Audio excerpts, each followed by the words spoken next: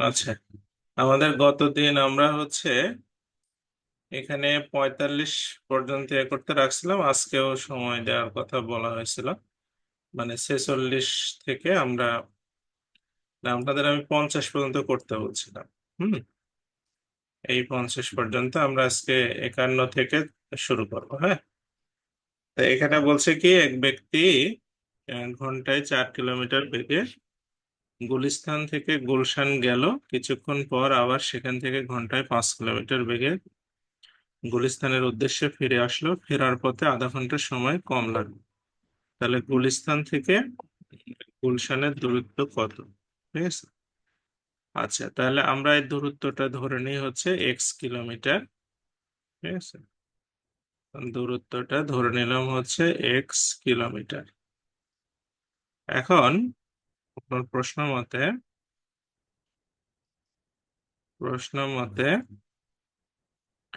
X কে আমরা যদি 4 দিয়ে ভাগ করি তাহলে এইটুকু যাওয়ার সময়, আর এক্স কে যদি আমি 5 দিয়ে ভাগ করি তাহলে এইটুকু আসার সময়। তো বলছে যাওয়ার থেকে আসার সময় আধা ঘন্টা কম লাগলো। হ্যাঁ, আধা ঘন্টা কম লাগলো। তাহলে এখান থেকে আমরা যদি 20 দিয়ে গুণ করে দিই তাহলে এটা হবে 5x, এটা হবে 4x, আর এটা হবে 10। মানে উভয় পাশে 20 দিয়ে গুণ করে দিই, তাহলে এক্স এর মান 10। তার মানে গুলিস্তান থেকে গুলশানের দূরত্ব 10 কিলোমিটার। এই সবাই বুঝতে পারছেন কি বিষয়টা কি? হ্যাঁ, কোনো কনফিউশন থাকলে জিজ্ঞেস করবেন।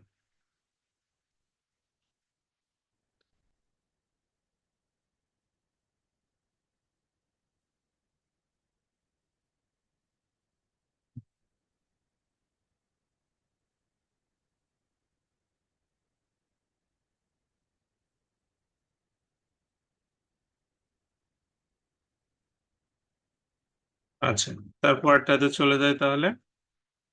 পরেরটাতে বলছে যে পাশাপাশি লাইনে একই দিকে ঘন্টায় 60 কিলোমিটার এবং ঘন্টায় 90 কিলোমিটার বেগে ধাবমান 60 মিটার ও 85 মিটারের দুটি ট্রেন কত সময়ে একে অপরকে অতিক্রম করবে?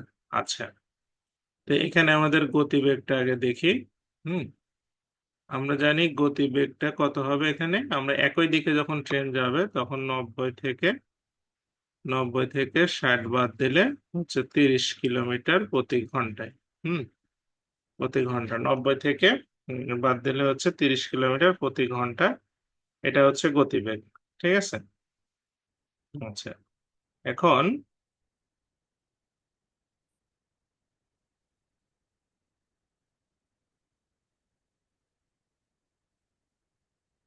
এখন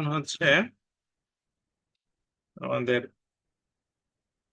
বলছে যে আমাদের 60 মিটার একটা ট্রেন, একটা 85 মিটার ট্রেন। এখন এইটা আপনাদের একটু বুঝতে হবে, এই অঙ্কটা একটু কনফিউশন আছে। সেটা যে দুইটা ট্রেন যখন একই দিকে যাবে তখন যদি মানে আপনার এখানে দেখেন ছোট ট্রেনের গতিটা 60 কিলোমিটার আর বড় ট্রেনের গতিটা 90 কিলোমিটার। তার মানে বড় ট্রেনটা ছোট ট্রেনটাকে পার করে চলে যাবে। হুম। তো এই ক্ষেত্রে শুধু বড় ট্রেনের দৈর্ঘ্য পার হলেই হবে।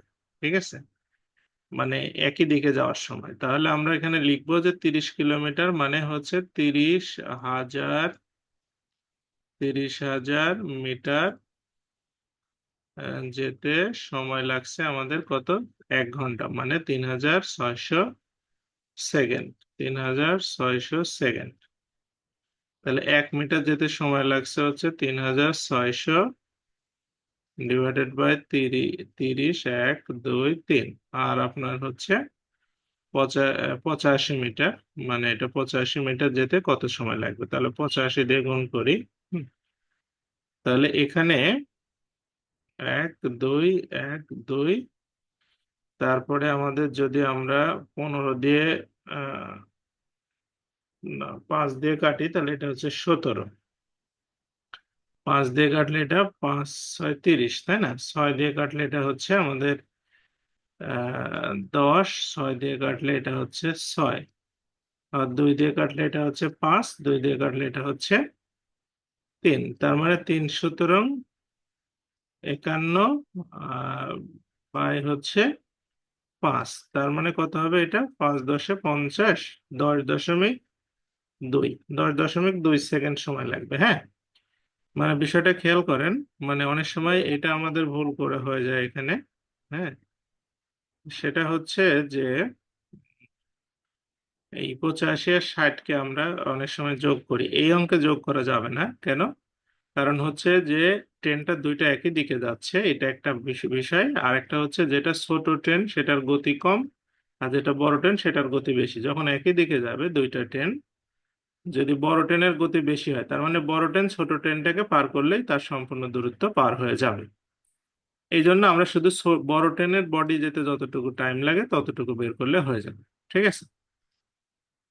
আচ্ছা, এরপরটাতে যাই।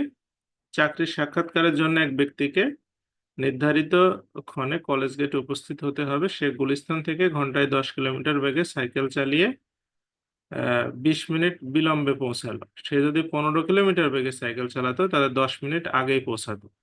তাহলে গুলিস্তান থেকে কলেজ গেটের দূরত্ব কত? তাহলে দূরত্বটা আমি ধরে নিলাম x কিলোমিটার। হুম। তাহলে এখানে বলছে কি যে প্রথমে ধরেন সে x কিলোমিটার যাবে হচ্ছে 10 কিলোমিটার বেগে, তাহলে এটা সময় লাগবে তার। আর পরে হচ্ছে x কিলোমিটার যাবে 15 কিলোমিটার বেগে, তাহলে এটা সময় লাগবে। এখন প্রথমবার সে 20 মিনিট লেট হবে, পরে আবার 15 মিনিট আগে চলে যাবে, তাহলে এই দুইটা সময়ের পার্থক্য হচ্ছে 35 মিনিট। হ্যাঁ, 20 আর 15 মিলে 35 মিনিট। তো 35 মিনিটকে আমরা লিখবো 35 ÷ 60 এইভাবে। হ্যাঁ, 35 ÷ 60 এইভাবে আমরা হচ্ছে লিখবো। ঠিক আছে। আচ্ছা, বা এখন উভয় পক্ষকে আমরা 60 দিয়ে গুণ করে দেবো। 60 দিয়ে গুণ করে দিলে এখানে হবে 6x, আর এখানে হবে হচ্ছে 4x, আর এখানে হবে হচ্ছে 35। তাহলে বা এখানে হচ্ছে আপনার 2x সমান সমান হচ্ছে কত? 35। তাহলে এক্স এর মান হচ্ছে 17.5। হ্যাঁ, 17.5 কিলোমিটার। এই সবাই বুঝতে পারছেন বিষয়টা কি? এটা বুঝতেন না সবাই? আমরা উভয় পাশে 60 দিয়ে জাস্ট গুণ করে দেবো, অন্য কিছু না। উভয় পাশে আমরা 60 দিয়ে গুণ করে দেবো, তাহলেই হবে। হ্যাঁ।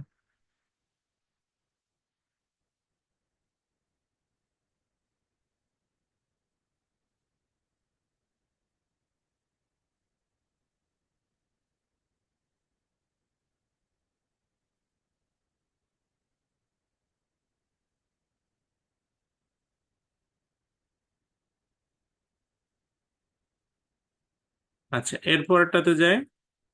বলছে কুকুর তাড়িত হয়ে একটি খরগোশ আপনার হচ্ছে যত সময় 8 লাফ দিবে, কুকুরটি ততক্ষণে 7 লাফ দিবে। আর খরগোশ 5 লাফে যত দূর যাবে কুকুর 4 লাফে তত দূর যাবে। তাহলে খরগোশ আর হচ্ছে আহ, কুকুরের বেগের অনুপাত নির্ণয় করতে হবে। ঠিক আছে। আচ্ছা, এখন মানে হচ্ছে খরগোশ 5 লাফ দিলে যত দূর যাবে কুকুর 4 লাফ দিলে তত দূর হচ্ছে চলে যাবে। হুম। আচ্ছা, তো এই এই অঙ্ক করার ক্ষেত্রে আমাদের যেটা সহজ বুদ্ধি সেটা হচ্ছে যে আহ, আপনার এইগুলোর একটা লসাগু করে নিলে ভালো হয়, মানে খুব একটা ঝামেলা হয় না। যেমন হচ্ছে এখানে আছে কত কথা, আমাদের 8 আছে, 7 আছে, 5 আছে, আর 4 আছে। তাহলে আমরা এটা যদি একটু লসাগু করি, 2 দিয়ে দিলে এটা কত হবে? 4 হবে, 7 হবে, এটা 5 হবে, আর এটা 2 হবে। আবার যদি আমরা 2 দিয়ে দিই তাহলে এটা 2 হবে, এটা 7 হবে, এটা 5 হবে, এটা 1 হবে। তাহলে 35, 70, 70, 2 2 4, 8, 40, 4 7 28, মানে 280 হচ্ছে আমাদের লসাগু। ঠিক আছে, 280 হচ্ছে আমাদের লসাগু। ঠিক আছে। আচ্ছা, এখন এই যে 280 হচ্ছে লসাগু, তো এখন আমরা এটাকে ধরে নেব যে খরগোশ খরগোশ 5 লাফে যাবে। 5 লাফে 5 লাফে যায় হচ্ছে কত? 280 মিটার। 280 মিটার বা যাই হোক আপনি একটা কিছু ধরে নেবেন। ঠিক আছে, কিলোমিটার ধরার দরকার নেই, লাফ দিয়ে তার কিলোমিটার যাওয়া দরকার না। তাহলে 1 লাফে যাবে কত? এই 280 ভাগ হচ্ছে 5। ঠিক আছে। আর আপনার কুকুর হচ্ছে এখানে মানে খরগোশ হচ্ছে কয় লাফ দিচ্ছে? 8 লাফ দিবে। হ্যাঁ, তাহলে 8 লাফে কত যাবে? তাহলে 280 গুণন হচ্ছে কত? আপনার 8 ভাগ হচ্ছে 5। হ্যাঁ, আচ্ছা, তা এটা আমরা কাটাকাটি করি। কাটাকাটি করলে এটা 5 দিয়ে কাটলে 5 × 5 = 25, আর হচ্ছে আপনার 5 × 6 = 30। হ্যাঁ, তাহলে হচ্ছে এটা 448 হচ্ছে, তাই না? 448 মিটার হচ্ছে ওই সময়ে সে যাবে, ধরেন একটা সময় 1 মিনিট হোক বা 2 মিনিট হোক, বলছে একই সময়ে, মানে ওই সময় ততক্ষণ মানে একই সময়ে। হ্যাঁ, তার মানে 448 মিটার, এটা মনে রাখেন, এটা খরগোশের হিসাব। এরপরে আমরা কুকুরের হিসাবে আসি। কুকুরের হিসাবে এসে বলছে কি যে আহ, কুকুর কি হবে? কুকুর হচ্ছে 4 লাফে ততদূর যাবে, মানে কুকুর হচ্ছে 4 লাফ দিলেই 280 মিটার যাবে। তাহলে 1 লাফে কতটুকু যাবে সে? এটাকে আপনি 4 দিয়ে ভাগ করে দেন। হ্যাঁ, আর হচ্ছে এখানে আমাদের হচ্ছে এটাকে আমরা 4 নিচে দিয়ে দেবো, আর কুকুর সেই সময় লাফ দেবে 7টা। তাহলে এটা চেঞ্জ করে আমরা হচ্ছে এখানে 7 লিখে দেবো। হ্যাঁ, 7 লাফে যাবে কতটা? তাহলে এটা হবে হচ্ছে 70। তাহলে এটা 448 হচ্ছে একটা, আর এটা 7 × 7 = 49, মানে 490 হচ্ছে। এটা কার? এটা হচ্ছে আপনার এই হচ্ছে কুকুরের। এখন বলছে তাদের বেগের অনুপাত কত, তাহলে 448 আর 490-কে আমরা ছোট করলে এইটাই দুইটাই অনুপাত। হ্যাঁ, তো এই দুইটাকে আমরা যদি ছোট করি তাহলে কত হবে? 490,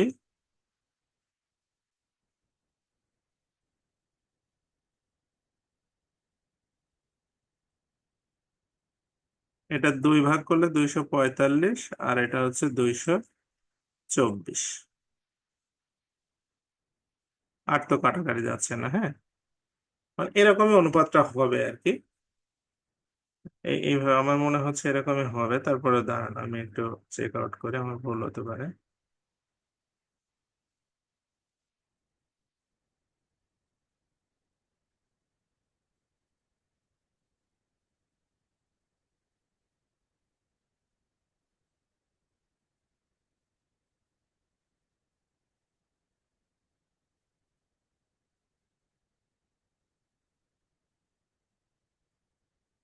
এটা আরো ছোট করা যায় মনে হয়।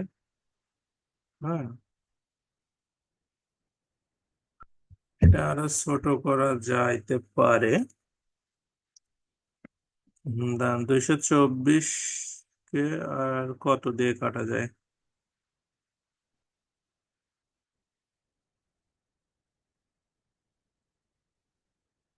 যদি আমরা 7 দিয়ে কাটি তাহলে এটা হবে হচ্ছে 32।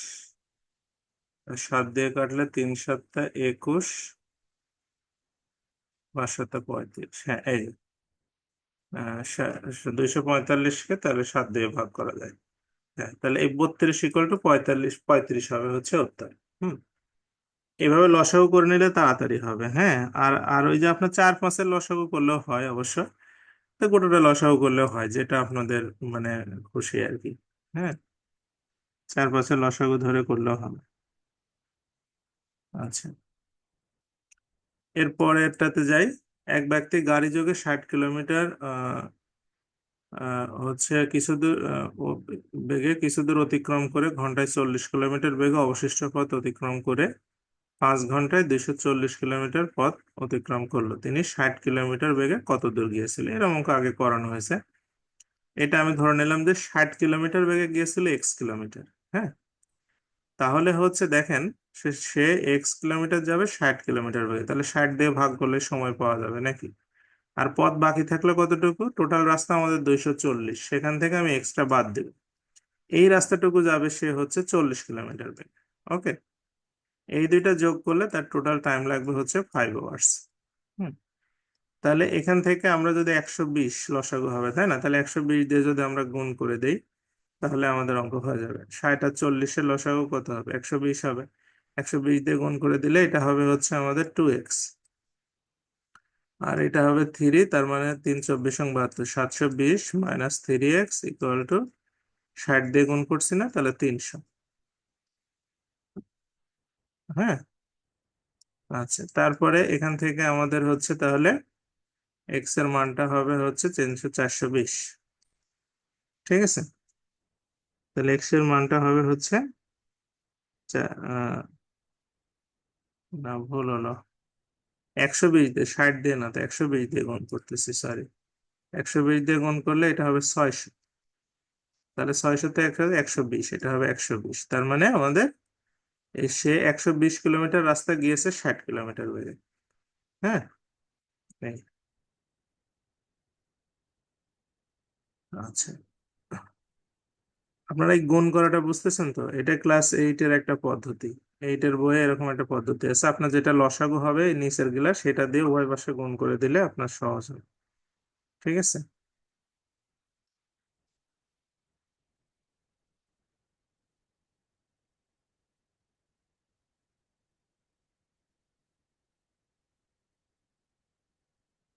আচ্ছা, এর পরের প্রশ্নটা কি বলছে?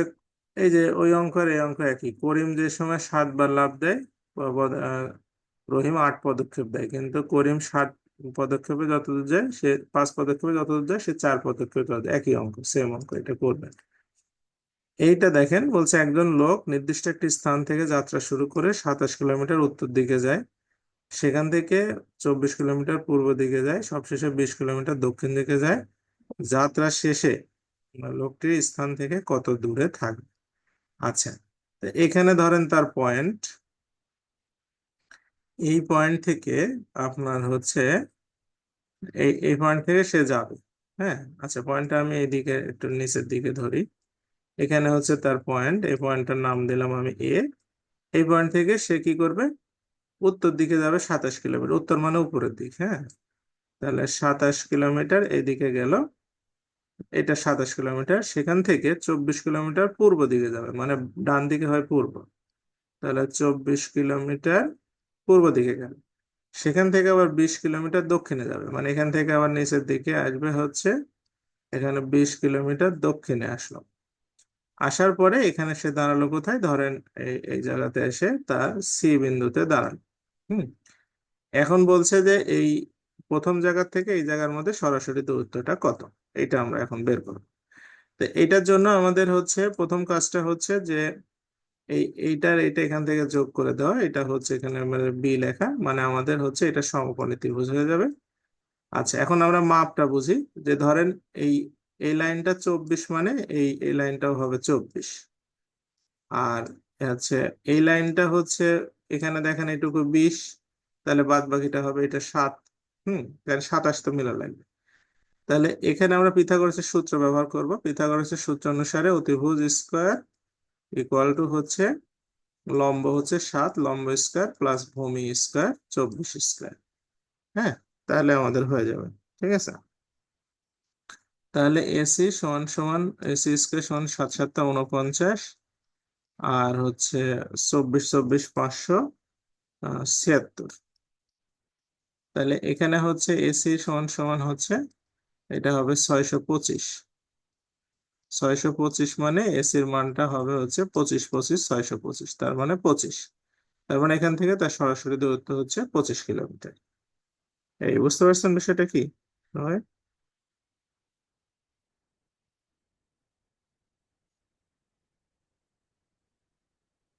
আচ্ছা, এরপরে চলে যাই পরেরটাতে। ক ও খ একই মুহূর্তে ঢাকা ও বগুড়া হতে যাত্রা শুরু করে একে অপরের দিকে 20 কিলোমিটার 30 কিলোমিটার অগ্রসর হলো। খ ক অপেক্ষা 36 কিলোমিটার বেশি অতিক্রম করার পর তারা মিলিত হলো। তাহলে ঢাকা থেকে বগুড়ার মধ্যবর্তী দূরত্ব কত? ঠিক আছে, আচ্ছা, এখন এখানে দেখেন আপনাকে আগে বিষয়টাকে বুঝতে হবে। এটা যে এখান থেকে আমরা ঢাকা, এটা এটা হচ্ছে বগুড়া। এখন বলছে যে আহ, মানে একজন যাবে 20 কিলোমিটার বেগে, একজন আসবে হচ্ছে 30 কিলোমিটার বেগে। হুম, যেহেতু ক আসবে 20 কিলোমিটার বেগে, তাহলে ক এর সময় বেশি লাগবে, আর খ আসবে 30 কিলোমিটার বেগে, খ এর সময় কম লাগবে। হ্যাঁ, যাই লাগুক, একজন আরেকজনের থেকে 36 কিলোমিটার আগায় থাকবে, বুঝতে পারছেন? মানে যখন তারা মানে মিট করবে তখন দেখা যাচ্ছে একজন আরেকজনের থেকে 36 কিলোমিটার আগায় আসছে।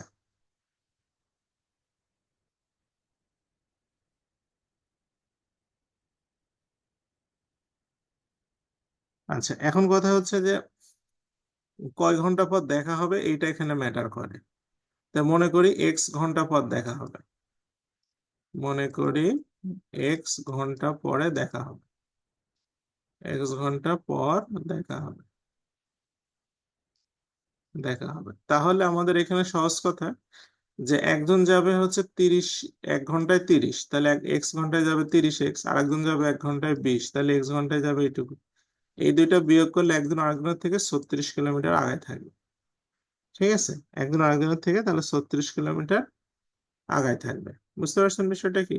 আচ্ছা, বা এখন হচ্ছে আমাদের এখানে হচ্ছে কত, 10x = 36। এখন এখানে বোঝেন ব্যাপারটা আগে, যে আমাদের ঢাকা থেকে বগুড়ার দূরত্ব কত, তাহলে দূরত্ব মানে এই যে একজন 30x কিলোমিটার গেল আর একজন 20x কিলোমিটার আসলো, তাহলে এই দুইটা যোগ করলে গোটা দূরত্ব হয়ে যাচ্ছে না? তাহলে টোটাল দূরত্ব হচ্ছে আমাদের 50x, 50x। হ্যাঁ, তাই আমরা এখানে 10x এর মান জানি হচ্ছে, মানে এখানে আমরা 5 × 10x দিয়ে দিই, 50, 10x এর মান হচ্ছে 36, এখানে বসাই দিই। হ্যাঁ, তাহলে 36-এ 150 আর 30, 180, 180 কিলোমিটার। তো দেখেন 180 কিলোমিটার রাস্তা যখন এই 20 কিলোমিটার বেগে যাবে আর এ 30 কিলোমিটার বেগে আসবে, হ্যাঁ মানে 50 কিলোমিটার, তাহলে তাদের মানে 50 কিলোমিটার বেগে কাছাকাছি হবে, তার মানে 3 ঘন্টা আপনার 36 মিনিট পরে দেখা হয়ে যাবে। ঠিক আছে, তো যাই হোক, সেটা বিষয় না, বিষয় হচ্ছে 180 কিলোমিটার হচ্ছে ডিস্টেন্স। বুঝতে পারছেন সবাই বিষয়টা? মানে এদিক থেকে 30 কিলোমিটার, 30x গেল, এদিক থেকে 20x আসলো, দুইটা মিলে 50x টোটাল রাস্তা। তো এই 50x মানে 10x = এটা, তাহলে 5×10 = 50।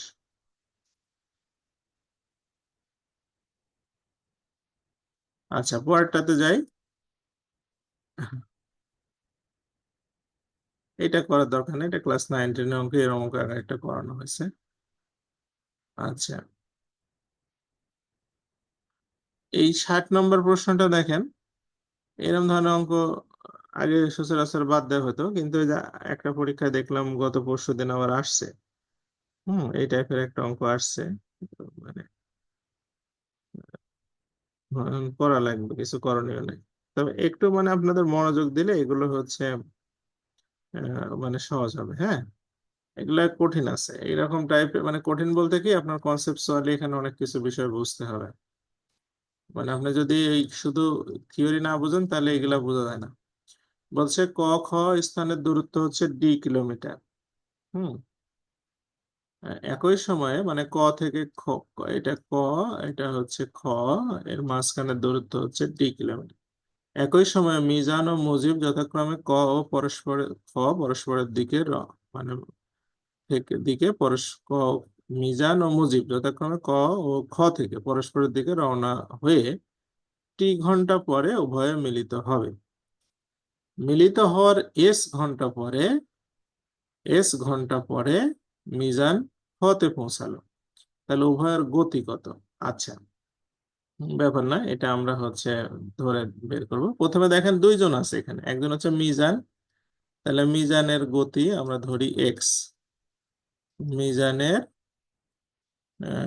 গতি হচ্ছে, গতি সবসময় হবে হচ্ছে x কিলোমিটার প্রতি ঘন্টা, মানে 1 ঘন্টায় যাবে x কিলোমিটার, এটা হচ্ছে মিজান। ঠিক আছে, হ্যাঁ। আচ্ছা, আর মুজিবেরটা ধরে নিই হচ্ছে ওয়াই। মুজিব টুজিব নাম এখন লেখাও ঝামেলা। মুজিবের গতি হচ্ছে y কিলোমিটার প্রতি ঘন্টা। আচ্ছা, y কিলোমিটার প্রতি ঘন্টা। আচ্ছা, এই দুটো বুঝতে পারছেন তো? এখন প্রথম লাইনটা আসি, যে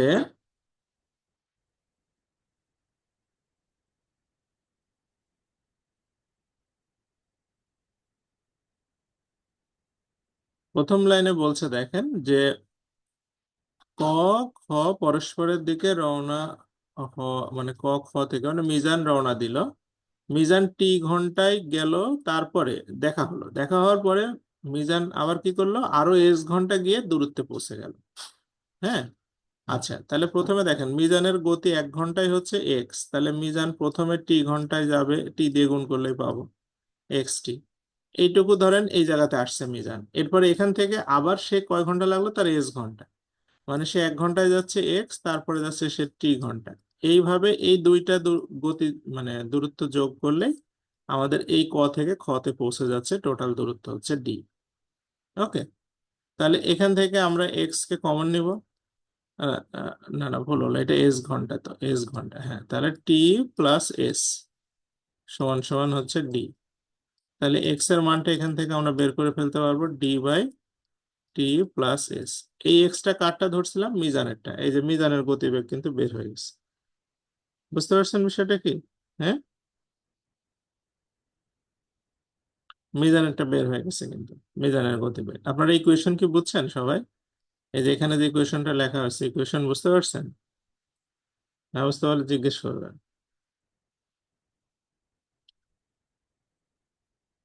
এগুলো আগে অতটা পড়ানো হতো না, এখন আসে তো পরীক্ষায়, এজন্য।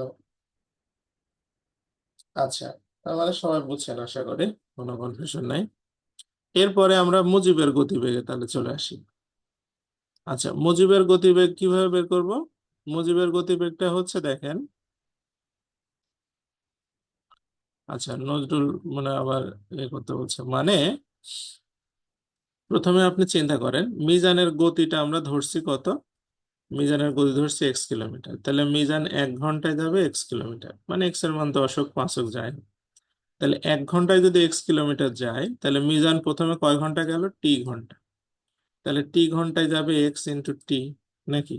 আচ্ছা হলো। এরপরে ধরেন মিজান এখান থেকে এই জায়গা পর্যন্ত আসছে, আসার পরে বলছে এখানে মিলিত হওয়ার পরে মিজান এস ঘন্টা পরে খতে পৌঁছালো, তার মানে এইটুক যেতে তারও আরো এস ঘন্টা সময় লাগছে। তো মিজান 1 ঘন্টায় যাচ্ছে এক্স, তাহলে এস ঘন্টায় এটুকু যাবে। এই দুইটা দূরত্ব যোগ করলে মিজান ক থেকে খতে পৌঁছালো, তার মানে ক থেকে খ এর দূরত্ব হচ্ছে ডি, আমরা ধরে নিই, এখানে দেওয়াই আছে। তাহলে এখান থেকে আমরা যদি এক্স কে কমন নেই, তাহলে এটা হচ্ছে টি প্লাস এস বা ইকুয়াল টু ডি, তার মানে এক্স এর মানটা হচ্ছে D divided by T plus S. এটা হচ্ছে মিজানেরটা। হ্যাঁ, নজরুল বুঝছেন তো, এটা হচ্ছে মিজানের গতি। এবার আমরা মুজিবের কথায় আসি। মুজিব আর মিজানের সম্পর্ক কি হলো, যে আমরা ধরছি যে মিজানের গতিবেগ হচ্ছে এক্স আর মুজিবের গতিবেগ হচ্ছে ওয়াই, তাই না? এখন মিজান প্রথমে এখান থেকে টি ঘন্টা যাবে, গেল, আর মুজিব ওই দিক থেকে হচ্ছে টি ঘন্টায় আসবে, আসলো, আসার পরে তাদের দেখা হবে, এইটাও তাদের টোটাল দূরত্ব কাভার হবে। ঠিক আছে, আচ্ছা, তাহলে এখান থেকে আমরা হচ্ছে উম, আপনার ইয়ে করতে পারি, আপনার টি কে কমন নিয়ে নিতে পারি নাকি? টি কে কমন নিতে পারলে এক্স প্লাস ওয়াই, তার সাথে একটা হচ্ছে কি ডি, না সরি ভুল হলো, এক্স প্লাস ওয়াই সমান সমান ডি। এখন দেখেন এক্স এর একটা মান ছিল, মনে আছে আমাদের? এক্স এর একটা মান ছিল হচ্ছে কি ছিল, D divided by T plus S, আমার মনে হয় পরে যতদূর এরকম। হ্যাঁ, আচ্ছা, তার সাথে হচ্ছে আমাদের ওয়াই ইকুয়াল টু ডি। ওকে, আচ্ছা, এখান থেকে আমাদের মান বের করতে হবে কিন্তু ওয়াই এর। হ্যাঁ, তাহলে ওয়াই এর মান যদি আমরা বের করি, ওয়াই এর মান বের করতে হলে প্রথম কাজটা কি, এই টিটাকে ওই পাশে নিয়ে যেতে হবে, অর্থাৎ ডি বাই, মানে এখানে আমাদের প্রথম কাজটা হচ্ছে যে এই যে এই পাশে বাম পাশে টিটাকে ওই পাশে নিয়ে যেতে হবে, তার মানে ডি বাই টি, তারপরে বিয়োগ করতে হবে এইটা, অর্থাৎ D by T plus S, এটা বিয়োগ করতে হবে, আর এই পাশে রেখে দিতে হবে ওয়াই কে। আচ্ছা, তাহলে এখান থেকে আমাদের লসাগু হবে কি, টি ইন্টু টি প্লাস এস, তাহলে টি টি চলে গেলে এখানে থাকবে ডিটি প্লাস ডিএস মাইনাস হচ্ছে ডিটি, এই ডিটি ডিটি কাটা যাবে, তাহলে ওয়াই এর মানটা হবে উপরে ডিএস, নিচে হচ্ছে টি প্লাস এস, এই, হ্যাঁ, এটা হচ্ছে মুজিবের গতিবেগ। হ্যাঁ, তো এই টাইপের অঙ্ক ইদানিং আসতেছে। ওই যে আজকে একটা প্রশ্ন হাতে পেয়েছি আপনার উচ্চমান সহকারী সামরিক মিলিটারি প্রতিরক্ষা মিনিস্ট্রির, ওইটা, ওখানে এরকম একটা প্রশ্ন দেখলাম। তো এগুলো আপনাকে মনোযোগ দিলেই হবে, আমার মনে হয় খুব একটা যে আমারই কঠিন।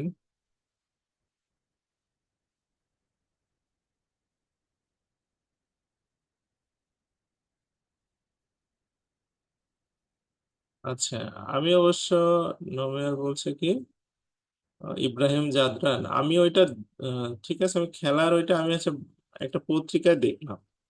এখন পত্রিকাতে বা কি ছিল, পত্রিকাতে আমি দেখলাম ওইটা। আচ্ছা, আচ্ছা, আচ্ছা, তাহলে ওইটা ঠিক আছে, আমি পত্রিকাতে রেকর্ড গুলো পড়তেছিলাম। মানে খেলা তো দেখা হয় না, খেলা দেখার এত সময় বা করে। আচ্ছা, এটা করার দরকার নেই। হ্যাঁ, আচ্ছা, 63-তে আসি। 63 বলছে কি যে জুয়েল 12 মিনিট 45 সেকেন্ড একটা পথ অতিক্রম করে, আর হচ্ছে মানে কোয়েল ওই পথ যেতে 10 মিনিট 12 সেকেন্ড সময় লাগে। তাহলে কোয়েলের গতি অর্জন করতে চাইলে জুয়েলকে গতি কতটুকু বাড়াতে হবে? ঠিক আছে, আগে প্রশ্নটা বোঝেন।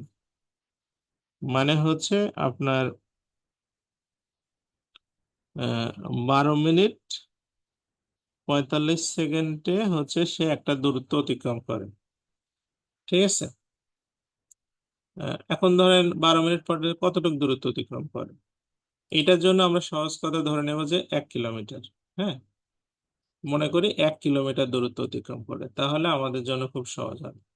1 কিলোমিটার দূরত্ব, এটা আমরা এখানে ধরে নিলাম, হ্যাঁ, বা 1000 মিটার ধরে নেব, একই কথা, 1000 মিটার।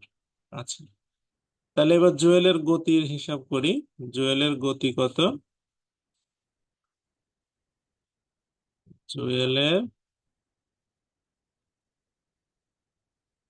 জুয়েলের গতি হচ্ছে আপনার 1 কিলোমিটার মানে হচ্ছে 1000 মিটার, তাই না? 1000 মিটার সে যাচ্ছে কয় মিনিট সময় নিল? 12 মিনিট 45 সেকেন্ড। তাহলে 12 মিনিটে হবে হচ্ছে কত সেকেন্ড, মানে আমরা আগে সেকেন্ডে নিয়ে যাব। 12 মিনিটে 6 বারাং 72, মানে 720 সেকেন্ড, আর 45 সেকেন্ড মানে 765 সেকেন্ড টাইম নিল। হ্যাঁ, এইটা হচ্ছে জুয়েলের গতি। মানে 1000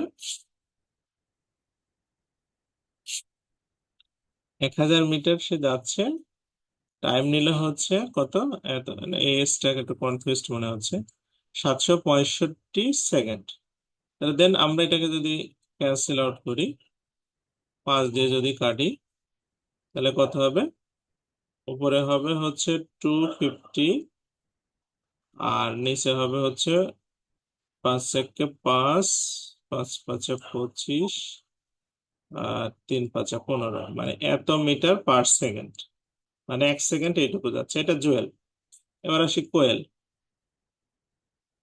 কোয়েলের গতি হচ্ছে 1 কিলোমিটার রাস্তা যেতে কোয়েলের সময় লাগছে হচ্ছে 10 মিনিট 12 সেকেন্ড, মানে 10 মিনিটে 600 আর 612 সেকেন্ড। তাহলে এটাকে যদি আমরা কাটাকাটি করি,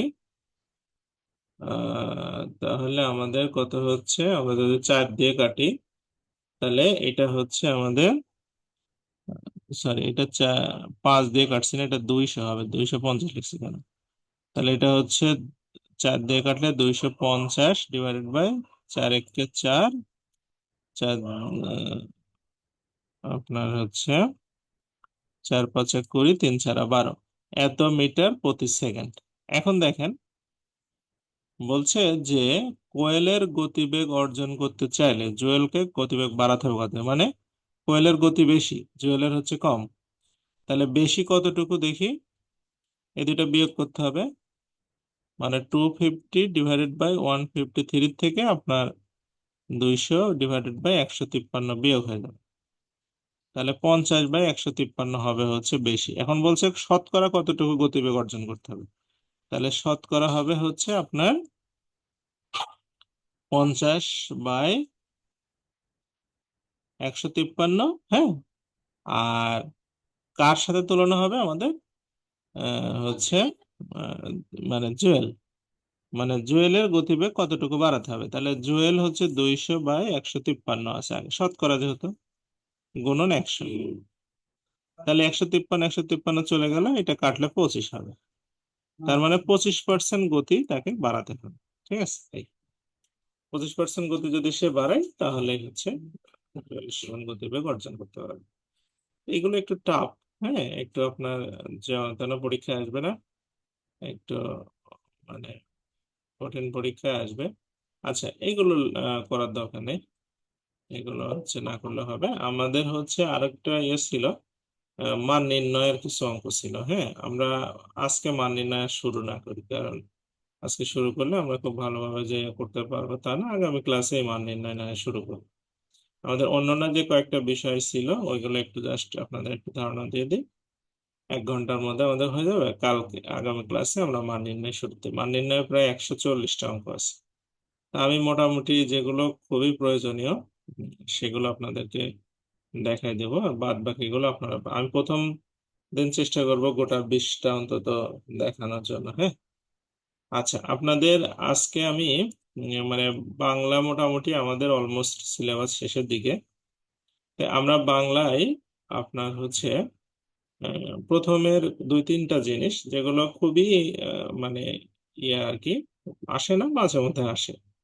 তার মধ্যে একটা হচ্ছে ভাষার রীতি। ভাষার রীতি হচ্ছে দুইটা। হুম। একটা হচ্ছে আপনার লেখার রীতি, একটা হচ্ছে কথার বলার রীতি।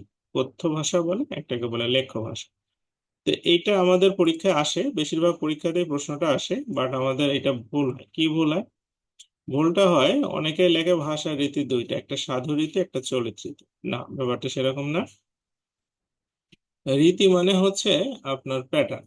প্যাটার্ন মানে হচ্ছে আপনার পৃথিবীর সব ভাষারই দুইটা রীতি, একটা হচ্ছে লেখার রীতি থাকে, একটা কথা বলার রীতি থাকে। যেটা লেখা হয় সেটাকে বলা হয় প্রমিত, আর যেটা কথা বলা হয় ওইটা হচ্ছে আপনার দেখবেন যে ওটা প্রমিত থাকে, বাট হচ্ছে অনেক সময় মানে আমরা অপ্রমিত ভাষাতেও কথা বলি।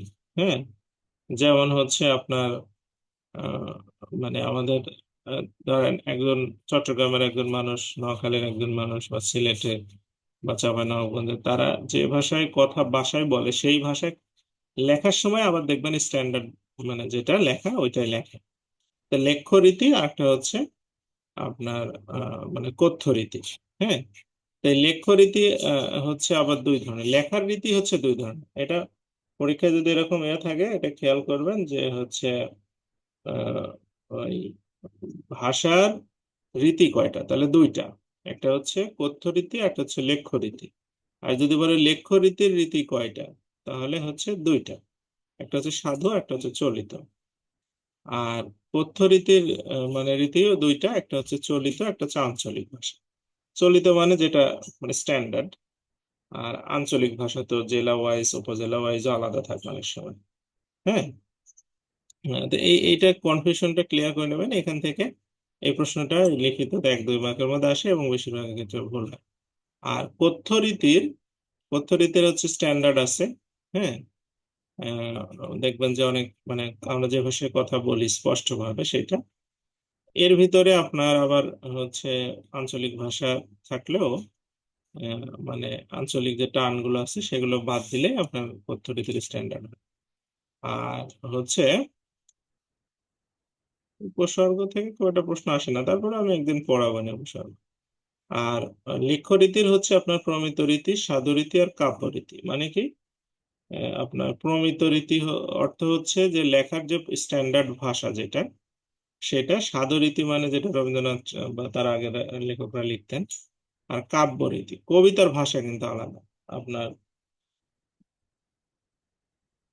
কবিতার ভাষা কিন্তু আপনার ইয়ার ভাষা না, মানে নর্মাল ভাষা যেটা সেটা কবিতার ভাষার সাথে যায় না। তো এইগুলো একটু, এইটুকুর মধ্যে একটা প্রশ্ন আছে, একটু দেখবেন। আর পদের যে রূপান্তর, পদের রূপান্তর হচ্ছে একটা হচ্ছে যেমন সাধু থেকে চলিত, যেমন জুতা জুতো, পূজা পুজো। হ্যাঁ। সর্প সাপ। তারপরে হস্ত হাত, মস্তক মাথা। এই যে এগুলো হচ্ছে পদের পরিবর্তন, এইগুলো অনেক সময় পরীক্ষায় আসে যে এইগুলো আপনার হচ্ছে সাধু দেওয়া থেকে চলিত করতে হয় অথবা চলিত দেওয়া থেকে সাধু করতে হয়, তো এইগুলো একটু পড়বেন, যা শ্রুতিগান দেওয়া আছে এগুলো পড়লে হবে। সাধু চরিত্রদের পার্থক্য, যেমন ক্যাবিনেট ডিভিশনে যে কোনো পরীক্ষাতেই আপনার হচ্ছে এই ধরনের প্রশ্ন পাবেন যে সাধু চরিত্রের পার্থক্য কি। মূল পার্থক্যটা হচ্ছে যে বিশেষ্য মানে সর্বনাম আর ক্রিয়াপদের যে ব্যবহার সেখানে পার্থক্যটা হয়। এখানে ধরেন আপনার মানে পূর্ণরূপ ব্যবহার করা হয় সাধু বলতে, আর চরিত্রিতে সংক্ষিপ্ত রূপ ব্যবহার করা হয়। যেমন ক্রিয়াপদে করিয়া, আর হচ্ছে চরিত্রে দিতে হবে করে, তাই না? তারপর ফুটিয়া ফুটে, এরকম। আর সাদরীতি হচ্ছে নর্মালি আপনার অভিনয়ে ইউজ করা যায় না, নাটক বা চলচ্চিত্র এগুলোতে সাদরীতি ইউজ করা যায় না, কিন্তু চলিত রীতি ভালোভাবে ইউজ করা যায়। এই তো বাংলা ব্যাকরণ নিয়ে কিছু প্রশ্ন পরীক্ষায় থাকে, তার মধ্যে একটা হচ্ছে ডক্টর মোহাম্মদ শহীদুল্লাহর যে বইটা আছে আপনার হচ্ছে বাংলা ব্যাকরণ, একটা নাম এটা আছে, সেটা বেশি আসে। আর এখানে আপনার 15টা বইয়ের একটা লিস্ট আছে, ঠিক আছে? যে বাংলা এ যাবৎ পর্যন্ত ভালো ভালো যে ব্যাকরণ রচনা হয়েছে, তার মধ্যে প্রথম ব্যাকরণটা হচ্ছে ভোকাবুলারিও ইম ইডিওমা বেঙ্গলি ই পর্তুগিজ ডিভিডিডো ইম ডুয়াস পার্টেস।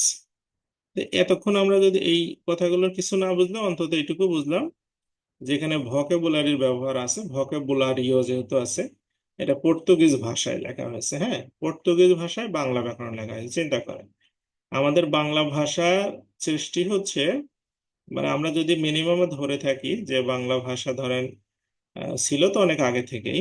হ্যাঁ, আমাদের যদি 650 থেকে আমাদের বাংলা ভাষার নিদর্শন পাওয়া যায়, তাই না? আদি যুগ যেটা 650 সাল, বাংলা সাল 650 সাল। আর এই পর্তুগিজ ভদ্রলোক 1743 সাল।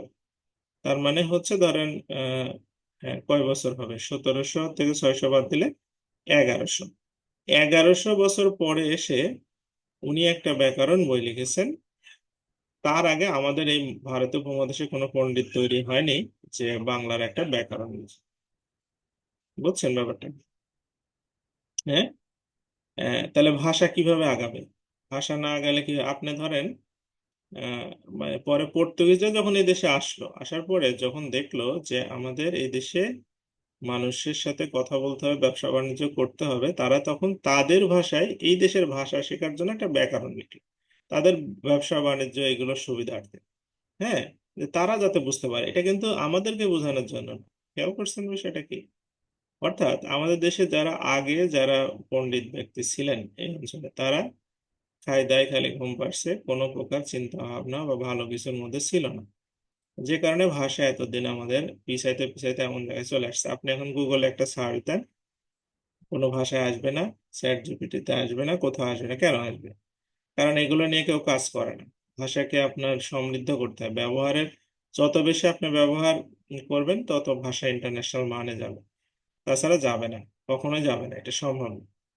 তো এরা 1743 সালে প্রথম, তাও কি, তারা কিন্তু ব্যাকরণ রচনা করে নাই, তারা হচ্ছে ভোকাবুলারি মানে বাংলা শব্দ তারা শিখেছে প্রথমে। যে বাংলা মানুষের সাথে কথা বলতে হলে শব্দ শিখতে হবে, তাই না? তাহলে শব্দ ভোকাবুলারি গুলোকে সেটা নিয়ে মনোয়াল দা আসাম সহ এটা উনি 1743 সালে এই ব্যাকরণটা উনি মানে এটা এক প্রকার ডিকশনারি সোজা কথা। এরপরে আসে grammar of the Bengal language. এটা হচ্ছে নাথানিয়েল ব্রাসি হালহেড, আপনার উনি উনি ইংরেজ ভদ্রলোক, উনি একটা গ্রামার ইংলিশে লিখেছেন, হ্যাঁ, বাংলা ব্যাকরণ। তারপর উইলিয়াম কেরও সেম নামে, কিন্তু grammar of the Bengali language, Bengali, হ্যাঁ, ওটা বেঙ্গল, এটা হচ্ছে বেঙ্গালি ল্যাঙ্গুয়েজ, এটা ইংরেজি ভাষায় লিখেছেন। তারপরে এই ভদ্রলোকরা ইয়ে করার পরে রাজা রামমোহন রায়, উনি তো সেই সময় শিক্ষিত মানুষ ছিলেন, এমনকি হচ্ছে মানে লেখাপড়া শিখে ভারতবর্ষে সব থেকে ভালো আরবি ফার্সি জানতেন এই ভদ্রলোক, রাজা রামমোহন রায়। তো উনি বাংলা শেখানোর জন্য আপনার Bengali grammar in English language, উনি আবার ইংলিশে একটা বই লিখেছিলেন। তারপরে উনি আবার হচ্ছে বাংলায় লিখেছিলেন গৌড়ীয় ব্যাকরণ 1833 সালে। হুম। তার মানে আমাদের প্রায় 1200 বছর পরে এসে আমাদের মাথায় বুদ্ধি হয়েছে যে আমাদের ভাষাকে একটু সুন্দর করে সাজাতে হবে। তার আগে আমাদের দেশের এই পণ্ডিত মহলের কিছু হয় না। আমাদের দেশের মানুষের চিন্তা ভাবনার ভিতরে শুধু লুটপাট চিন্তা ভাবনা, অন্যের সম্পত্তি দখল, কিভাবে কি করা যায়। আপনি দেখেন যে আহ, একটা সময় আহ, মানে ইতিহাস তো আগে পড়াইছি, বাইরের মানুষ আসছে, এসে বাংলা অঞ্চল দখল করছে, বাংলার সন্তান সম্পদ লুটপাট করছে, অত্যাচার করছে। হ্যাঁ, সব জাতি গোষ্ঠীর লোকই ছিল, হিন্দু মুসলিম খ্রিস্টানরা এখানে দখল করছে, মুসলিমরা দখল করছে, হিন্দুরা দখল করছে, বৌদ্ধরা দখল করছে। তারপরে আপনার মানে আফ্রিকার কিছু মানুষ, তারা এসে এখানে যারা ইথিওপিয়া আবিসিনিয়া যারা খেতে পায় না, তারা এসে বাংলাদেশ দখল করছে। হুম, করে এখানে শাসন করছে। হ্যাঁ, তো কেন করতে পারছে? কারণ হচ্ছে এখানকার মানুষের মাথার ভিতরে একটা জিনিসই ছিল যে আমার একটু সুবিধা হইলেই হোক, রাষ্ট্র যা যে যা চালায় চালায়। তারা আসছে, তাদেরকে তারা একটু অফার করছে, তাদেরকে জায়গা করে দিছে। এবং বিদেশিরা তার মাদারল্যান্ডসকে, যেমন আপনাকে যদি এখন আমেরিকার শাসনভার দেওয়া হয়, আপনি কি করবেন? মন পড়ে থাকবে বাংলাদেশে আমেরিকার লুটপাট টুটপাট করে নিয়ে এসে এই দেশে চলে আসতে। তো এইগুলো তখন ওই দেশ ওইভাবে পড়ে থাকে। এই ডেভেলপমেন্ট না হওয়ার পিছনে এটা একটা কারণ। হুম। তো যাই হোক, আমাদের জাতির বিকশিত হয়নি, বুঝতে পারছেন, এক্সপ্যান্ডেড হওয়ার সেটা হতে পারে না। এরপরে আমরা চলে আসি আহ ব্যাকরণ মঞ্জুরি, ডক্টর এনামুল হকের লেখা। হুম, বইটা ভালো, পড়তে পারেন।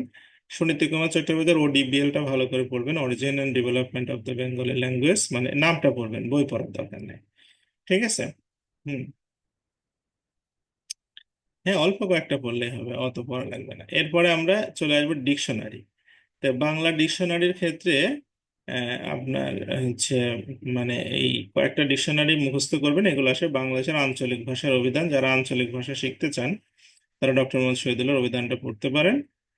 আর এখানে আপনার বঙ্গের শব্দকোষ হরিচরণ বন্দ্যোপাধ্যায় আর বাংলা একাডেমি ডিকশনারি গুলোই ভালো।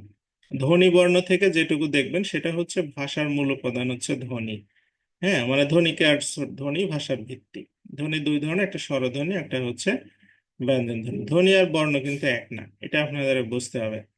ধ্বনি হচ্ছে কোনটা, যেটা আমরা সাউন্ডস, মানে ইংলিশে সাউন্ডস বলে, যেটা আমরা উচ্চারণ করি। হ্যাঁ, সেটা সবকিছু যে অক্ষর হিসেবে থাকবে তা না। যেমন আমাদের স্বরধ্বনি আছে হচ্ছে 11টা, স্বরবর্ণ আছে 11টা, স্বরধ্বনি আছে কিন্তু হচ্ছে আপনার ধরেন 7টা মৌলিক স্বরধ্বনি আছে। এই মৌলিক স্বরধ্বনির মধ্যে দেখেন একটা আছে ধ্বনি।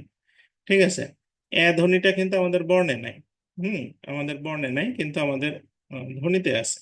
ধ্বনির ব্যবহার কিরকম? যেমন হচ্ছে ধরেন এটাকে আমরা যদি বলি মেঘ, আর তাহলে এটাকে বলতে হবে কি, মেলা। না, এটা হবে মেলা। হুম, মেলায় যায় রে। আর এটা হবে মেঘ, এটা ম্যাগ না কিন্তু। তো ধ্বনি একটা চলে আসে, কিন্তু দেখেন এটা কিন্তু আমাদের মানে দুইটাই কার দিয়ে আমাদের লেখা, কিন্তু উচ্চারণ হয় তো যাই হোক, এরকম ধ্বনি আর বর্ণ কিন্তু এক না। আর আমাদের হচ্ছে মৌলিক স্বরধ্বনি আছে হচ্ছে 7টা। ঠিক আছে, মানে স্বরে স্বরে হস্য হস্য ও আর আর যৌগিক স্বরধ্বনি আছে 25টা। সাউন্ডস এগুলা যারা আপনার ইয়েতে মানে আপনাদের এগুলো লাগবে না, আপনাদের শুধু জেনে রাখলেই হবে। ওই এমসিকিউ ব্যাসে এগুলো যখন ডিটেলস পড়ানো হয় তখন ওই সাউন্ডস গুলা দেখানো হয়। অল্পপ্রাণ আর মহাপ্রাণ ব্যঞ্জনে আসি। অল্পপ্রাণ মহাপ্রাণ ব্যঞ্জনের ভিতরে আপনার এই যে এই টেবিলটা একটু পড়ার চেষ্টা করবেন, যে অঘোষ আর ঘোষ, অল্পপ্রাণ মহাপ্রাণ, অল্পপ্রাণ মহাপ্রাণ, এভাবে টেবিলটাকে লিখে ক থেকে বসায় যাবেন ম পর্যন্ত, তাহলে হয়ে যাবে। হ্যাঁ, মানে অঘোষ অল্পপ্রাণ, তার মহাপ্রাণ, অল্পপ্রাণ মহাপ্রাণ নাসিক, এভাবে ঘোষ অঘোষ ঘোষ লিখে নিলে হয়ে গেল। সংযুক্ত বর্ণ অবশ্যই। সংযুক্ত বর্ণে মানে আমাদের হচ্ছে যখন বর্ণগুলো ভাঙতে হয় তখন খুব মনোযোগ দিয়ে পড়তে হবে। যেমন রক্ত, এটা কয়ে তয়ে, তাই না? চক্রান্ত, কয়ে র ফলা। এই যুক্তক্ষ যেটা কয়ে মূর্ধন্য ষ, এটা খুব ইম্পর্টেন্ট। তারপর অঙ্ক, ও ক হচ্ছে অঙ্গ, ও গ। বিজ্ঞান, বর্গীর জ আর ইয় মিলে হচ্ছে বিজ্ঞান বানানে যেটা থাকে সেটা। আর গঞ্জ বানানে ইয়টাই সামনে, বর্গীর জটাই পিছে। হ্যাঁ, তারপরে এখানে রয় দীর্ঘকার, রয় হস্যকার। তারপরে হচ্ছে আপনার যে ব্রাহ্মণ বানানে হ আর ম। ঠিক আছে, আর এটা হচ্ছে ইয় আর চ। আর এই যে আপনার হচ্ছে কৃষ্ণ বানানে মূর্ধন্য ষ আর মূর্ধন্য। এইগুলা একটু ভালো করে দেখবেন, এইগুলো পরীক্ষা আসতে পারে। ঠিক আছে।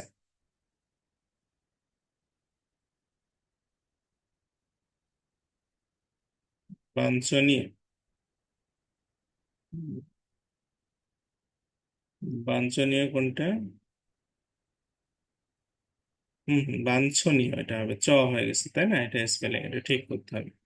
এটা বাঞ্ছনীয় হবে, হ্যাঁ। আচ্ছা, এরপরে আমরা চলে আসি ধ্বনি নির্দেশক প্রতীক। বর্ণ আছে হচ্ছে আপনার এই যে 50টা বর্ণের মধ্যে 11টা স্বরবর্ণ, 39টা ব্যঞ্জন বর্ণ। এইগুলো মাত্রাহীন আছে 10টা, অর্ধমাত্রার হচ্ছে আপনার 8টা, আর পূর্ণমাত্রার হচ্ছে 32টা। হুম। তো এইগুলো আমাদের ওই যে প্লে নার্সারির যে বাচ্চারা ওগুলো এগুলো দেখতে পারে, পারে, এগুলো সমস্যা না। এগুলো আপনারা একটা লাইন পড়লে হয়ে যাবে। সেদিনকে দেখলাম একজন টিচার শিখাচ্ছে যে কি, যে থাপ্পড় মারে 32টা দাঁত ফেলাই দিবে, এই জন্য হচ্ছে কি বলে 32টা হচ্ছে পূর্ণ মাত্রা। হ্যাঁ। এটা গেল হচ্ছে আপনার কি এটা অর্ধমাত্রা, কি অর্ধ হবে হচ্ছে 32-এর অর্ধেক কয়টা, 16টা। 16-র অর্ধেক কয়টা, আবার 8টা। তাহলে হচ্ছে এই এটা হবে 8টা হবে অর্ধমাত্রা, মানে ওই গণিত টণিত দিয়ে বাংলা শেখানো শুরু করছে। আর হচ্ছে আপনার 10টা হচ্ছে মাত্রাহীন। হুম। মানে এরকম কি জানি বললো। তা আমি বিষয়টা মানে ফেসবুকের সামনে আসলো, তো মানে এগুলো স্টুপিড জিনিসপত্র আবার আসে দেখি সামনে। তো দেখলাম, দেখে খুব হাস্যকর মনে হলো যে একটা নার্সারি একটা প্লেয়ার বাচ্চাকে যে জিনিসটা জানে, সেই জিনিসটা যদি আপনার মানে এইভাবে বলতে হয়। আর এটা কোনো পড়াশোনা হতে পারে? আপনাদের কি মনে হয়? পড়াশোনার তো একটা মিনিমাম স্টাইল আছে, তাই না? পড়াশোনাটা কি আসলে? পড়াশোনাটা আপনি যে এখানে পড়তেছেন, লার্নিংটা কি এটা বুঝতে হবে। আচ্ছা, এই কার গুলো একটু এলোমেলো হয়ে গেছে, মানে আমার ফন্ট চেঞ্জ হয়ে গেছে। আচ্ছা, আমি এটা এটা এডিট করে আপনাদের আরেকটা মানে শিট শেয়ার করবো নি। হ্যাঁ, এই কার্ডটা শুধু ইয়ে ফন্ট দিলেই হবে। বিজয় মানে কার্ডটা ভালো আসে। হ্যাঁ। তো এইভাবে তাদের শেখাচ্ছে দেখলাম আপনার, আমি অবাক হয়ে গেছি, বুঝতে পারছেন যে আমার একটা মানে মামাতো ভাই অ্যাডমিশন দিচ্ছে বিশ্ববিদ্যালয়ে। সে একটা বই কিনেছে বাংলা। তো এই বইটা আমার কাছে একদিন নিয়ে আসছে। বইয়ের অক্ষরগুলো আপনার সবগুলো প্রায় 20 ফন্টে, বুঝছেন? মানে আমাদের এগুলো কিন্তু 10 ফন্টে আছে। আর এগুলো ডাবল হবে, মানে 20 ফন্ট, বুঝতে পারছেন কত বড় হবে? তো আমি বই খোলার সাথে সাথে দেখি যে অনেক বড় বড় অক্ষর, বিশাল বিশাল। তোকে আমি জিজ্ঞেস করলাম এত বড় বড় অক্ষর কেন এগুলো, মানে এত বড় বড় তো লাগে না। তো বলছে যে এই যে বইটা লিখেছে সে, তার একটা নাকি ফেসবুক পেজ আছে। সে সে নাকি চোখে কম দেখে, মানে সে চশমা ব্যবহার করে, যে কারণে সে আপনার হচ্ছে এই বড় ফন্ট ব্যবহার করে, যাতে স্টুডেন্টের চোখে সমস্যা না হয়। মানে চিন্তা করছেন, এইটা হচ্ছে ওকে বোঝাইছে। এবং সে ওই বই কিনছে। মানে বইটাতে ধরেন সব মিলে হয়তো 50-60 পেজের মধ্যে হয়ে যেত, সেটা বানাইছে 300 পেজ। এবং দাম নিচ্ছে বলে 400-500 টাকা। নিয়ে সুন্দর করে ওটা বিক্রি করতেছে। আসলে কিন্তু কিছুই না, একটা একটা ধোঁকাবাজি। হ্যাঁ। ভাবতে পারছেন এইভাবে কখনো পড়াশোনা হয়? এটা কোনো পড়াশোনার কোনো সিস্টেম? মানে কি বলবো আর কি। আমাদের ছেলে মেয়েরা এগুলোর প্রতি ঝুঁকে আছে। আমার ওই মামাতো ভাইকে আমি আমার কাছে আসতে বলছি, একদিনও আসেনি। এবং সে কোথাও চান্সও পায়নি। ঠিক আছে, মানে এই এই চোখ বন্ধ মানুষের সাথে যারা করে তা কিভাবে চান্স পাবে? তো যাই হোক, আমাদের কার বর্ণ আছে 10টা। কার বর্ণ স্বরে আকার, স্বরে মানে হর্ষইকার দীর্ঘইকার, এরকম 10টা যেগুলো কার আছে সেগুলো। একটা হচ্ছে অনুবর্ণ আছে হচ্ছে আপনার রেফ ফলা, এগুলোকে আমরা বলবো অনুবর্ণ। হ্যাঁ। এইটুকু জানলে হবে। আচ্ছা, এখানে একটা জিনিস আছে, সংখ্যা বর্ণ আছে আমাদের 10টা। আর নীলিন বর্ণ আছে একটা স্বরেও, যেটা সবার সাথে মিলে থাকে। এইগুলো জাস্ট রিডিং করবেন, আর কিছুই লাগবে না, একটু এই চ্যাপ্টার থেকে এগুলো আসে। আচ্ছা, বাগধারা মোটামুটি আমরা কিছুদিন আহ, মানে হচ্ছে মানে এটা পড়তে দিচ্ছি আপনাদের, কতদূর পড়া হচ্ছে বা কতদূর হয়েছে সেটা আপনারা দেখছেন। এখানে এসে ধরে পান আসা। এখানে আমি কয়েকটা একটু দেখা দিই যেগুলো মোটামুটি ভালো। ধরে ধরে মানে হচ্ছে শরীর, শরীরে পান আসা মানে বিপদ থেকে উদ্ধার হওয়া। ধনুর্ভঙ্গ পণ, ধনুর্ভঙ্গ পণ মানে হচ্ছে ধনু ধনু ভাঙবে। হ্যাঁ, ধনু ধনুক ভাঙা পণ আর কি। কঠোর প্রতিজ্ঞা। আগেকার রাজরাজারা যারা মেয়ে বিয়ে দিত, তারা আপনার হচ্ছে কি করতো, ওই যে পাত্র তার শক্তিমত্তা যাচাই করার জন্য এই একটা ধনুক দেওয়া হতো, সেটা যদি সে ভাঙতে পারে তাহলে বলা হতো যে সে he is fit for the marriage. হ্যাঁ, এরকম এখনো তো তাই হচ্ছে, চাকরি না হলে বিয়ে নাই, তার মানে এখনো ধনুর ভাঙার মতোই একটা শক্তিশালী অবস্থা যেতে হবে। তো ধর লক্ষণ, এটা হচ্ছে রামের ভাই লক্ষণ, যখন রাম সীতা বনবাসে থাকে তখন রাম সীতা লক্ষণ তিনজন ছিল বনবাসে। রাম ছিল হচ্ছে আপনার লক্ষণের বড় ভাই এবং খুব অনুগত। লক্ষণ ছিল তার খুব অনুগত। হ্যাঁ, তো দেখা যাচ্ছে যে তাকে কোনো কিছু যদি ফলমূল নিয়ে এসে ধরে থাকতে বলে সে ধরে দাঁড়ায় থাকতো, তাকে খেতে না বললে খেত না, মানে ব্যাপারটা হচ্ছে অতিরিক্ত অনুগত আর কি। হ্যাঁ, তো দাদা ধরতে বলছে ধরে থাকে, ধর লক্ষণ, কিন্তু সে খায় না। তো যাই হোক, তারপরে ধরাকে সরা জ্ঞান করা। ধরা, ধরা মানে কি? ধরা হচ্ছে আপনার পৃথিবী। পৃথিবী মানে গোল একটা পৃথিবী, সেটাকে সরা, সরা মানে কি? সরা দই তো খাইছেন, ওই যে দই আছে না, সরার ভিতরে দেখবেন একটা এই এই সাইজের এটা। দইয়ের তো হাঁড়ি নর্মালি এরকম হয় না, এরকম সাইজের হয় না, কিন্তু সরা দই গুলা এরকম হয় দেখবেন। হ্যাঁ, আর সামান্য একটু দই থাকে, সর্বোচ্চ দাম নেই। হ্যাঁ, বগুড়াতে সিটারি সবচেয়ে বেশি হয়। হ্যাঁ, তো এই ধরাকে মানে আপনি একটা পৃথিবীকে একটা সরার মতো জ্ঞান করলেন, অর্থাৎ সবকিছুকে ছোট মনে করা। ঠিক আছে, তো তুচ্ছ মনে করা যখন আপনার ক্ষমতা হাতে থাকে, তখন সবকিছুকে তুচ্ছ মনে হয় পৃথিবীর। আচ্ছা, হ্যাঁ, এরপরে আছে ধরি মাছ নাসুই পানি, এটা তো বুঝতে পারছেন, মাছ ধরে পানি চবে না। ধর্মপুত্র যুধিষ্ঠির। হ্যাঁ, যুধিষ্ঠিরের বাবার হচ্ছে নাম কি? যুধিষ্ঠিরের বাবার নাম হচ্ছে ধর্ম। হুম, ধর্মরাজ। ধর্মরাজের হচ্ছে আহ, সন্তান হচ্ছে যুধিষ্ঠির, এই জন্য বলা হয় ধর্মপুত্র যুধিষ্ঠির। তো এই আর কি ধার্মিক, মানে সে মিথ্যা কথা বলতো না। হচ্ছে সত্য বলা বলতে আমরা যুধিষ্ঠিরকে বুঝি। আচ্ছা, তারপরে হচ্ছে ধর্মের সার। ধর্মের সার মানে হচ্ছে ওই যে আপনার কোনো কিছু ব্যঙ্গার্থে ব্যবহার করা হয়, যেমন আগে হচ্ছে ষাঁড়কে এই হচ্ছে উৎসর্গ করা, শিবের নামে উৎসর্গ করা হতো, মানে একটা ষাঁড়কে ছেড়ে দেওয়া হতো, ছেড়ে দেওয়া হতো, ষাঁড় তখন মানে যার ফসল টসল খাইতো। হ্যাঁ, এরকম, তার মানে স্বেচ্ছাচারী ব্যক্তি, যার খুশি যা করতেই। আচ্ছা,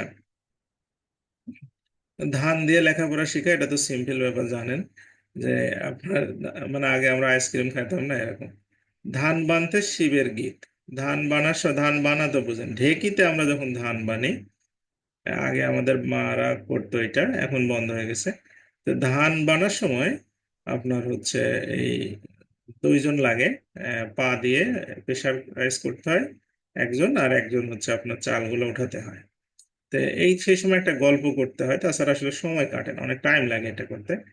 তাই হচ্ছে ধান বানতে শিবের গীত, মানে ধানের সাথে শিবের কোনো সম্পর্ক নেই, বাট একটু গল্প টল্প করে কাজটা আগাইলো আর কি। আচ্ছা, এখান থেকে ধামা ধরা। ধামা ধরাটা খুব ইম্পর্টেন্ট, মানে চাটুকার বা তোষামোদকারী ব্যক্তি। ধামা মানে হচ্ছে আপনার এই যে বেতের যে ধামা থাকে, সেই ধামা ধরে থাকে, যে ধামা ধরা, ঠিক আছে। আচ্ছা, ধুন্ধুমার কাণ্ডটা খুব ইম্পর্টেন্ট। ধুন্ধুমার এটা একটা রামায়ণের একটা কাহিনী আছে, আমার সঠিক মনে নাই, এটা মনে হয় নোমেয়ার পড়ছে কিনা। ওই যে আমাদের যে বইটা আপনার কথা বলছিলাম, ওই বইটাতে ওখানে ধুন্ধুমার কাণ্ড নিয়ে একটা গল্প আছে, দেখেন ওইটা মোটামুটি আমি ভুলে গেছি আমি অনেকদিন আগে। হ্যাঁ, ধোপা নাপিত বন্ধ করা মানে হচ্ছে ধোপা আর নাপিত বন্ধ করে দিবে, মানে এক ঘরে করে দেয়। গ্রামে দেখবেন এটা হয়, ভিলেজ পলিটিক্সে এটা হয়।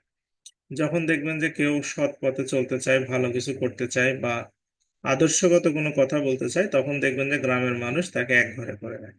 ঠিক আছে, তার সাথে কেউ মিশে না, তার বাড়িতে কেউ যায় না, কারণ অনুষ্ঠান আদি বা তার কোনো প্রয়োজনীয় কাজে কেউ সহায়তা করে না। এই ধোপা নাপিত, ধোপাও যাবে না নাপিতও যাবে না, তার মানে তাকে এক ঘরে করে রাখবে। ঠিক আছে, গ্রামের মানুষ কিন্তু কোনো ভালো মানুষকে দেখতে পারে না। গ্রামের মানুষের বৈশিষ্ট্য হচ্ছে যারা ভালো মানুষ, যারা অনেস্ট মানুষ, তাদেরকে তারা সহ্য করবে না, কখনোই না। আচ্ছা, এরপরে হচ্ছে ধোপার গাধা, এটা তো বুঝতেছেন, ধোপা হচ্ছে কাপড় কেচে গাধার পিঠে করে টানে। মানুষকে হচ্ছে গাধা বললে দেখবেন যে মানুষ খুব বিরক্ত হয়, কিন্তু যদি মানে আপনার বাঘ বলা যায় তাহলে খুশি হয়, কারণ বাঘ কোনো পরিশ্রম করে না। মানুষ অলস মানুষকে মানে পৃথিবীর মানুষ পছন্দ করে, গাধা বেশি পরিশ্রম করে, এই জন্য দেখবেন গাধা বললে মানুষ অখুশি হয়। আচ্ছা, ধোয়া তুলসী পাতা। ধোয়া তুলসী পাতা হচ্ছে যে আপনার ওই যে হিন্দুদের পূজার সময় যে তুলসী পাতা ব্যবহার করা, সেটাকে পরিষ্কার করে ধোয়া হয়, আচমন করা হয়। আচমন বলতে বোঝায় আপনার হচ্ছে শুদ্ধি করা হয়।